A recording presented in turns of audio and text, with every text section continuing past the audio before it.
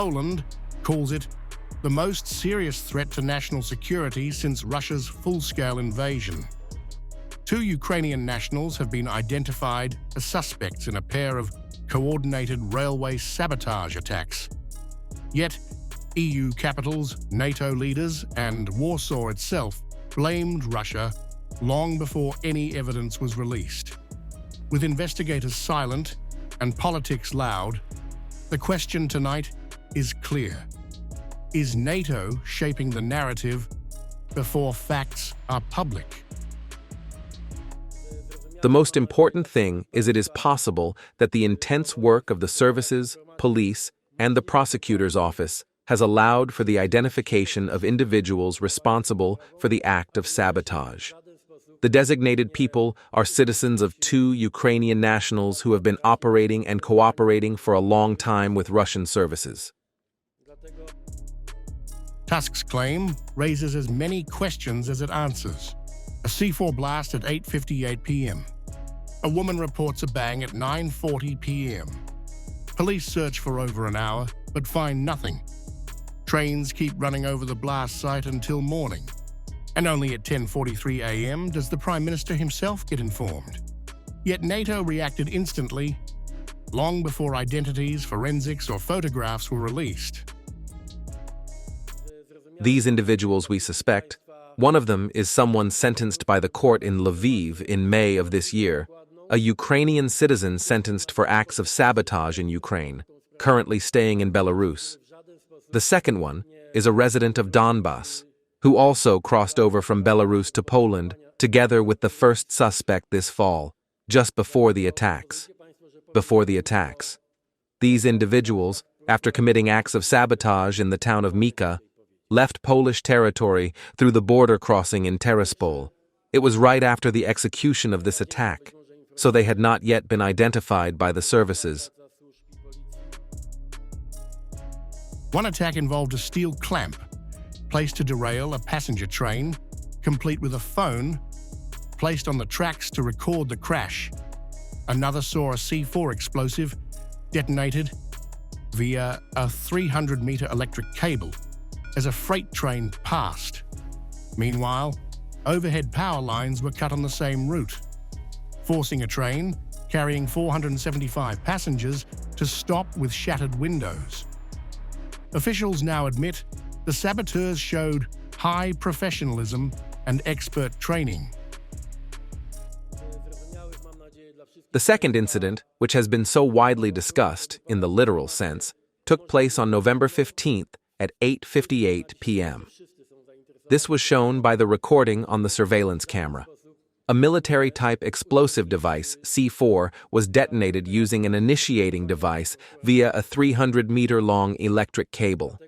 A certain amount of explosive material was also secured at the scene of the incident that did not detonate. The charge exploded during the passage of a freight train traveling the Warsaw-Puławy route, not causing a derailment, but only minor damage to the floor of the wagon. As Warsaw pointed to Russia, the Kremlin pushed a counter-narrative. Poland is confused, Europe is hypocritical, Ukraine was behind Nord Stream, and NATO is manipulating the political framing. Moscow's message: if Ukrainians are involved, why is Russia being blamed first? First of all, it would be very strange if Russia wasn't the first to be accused.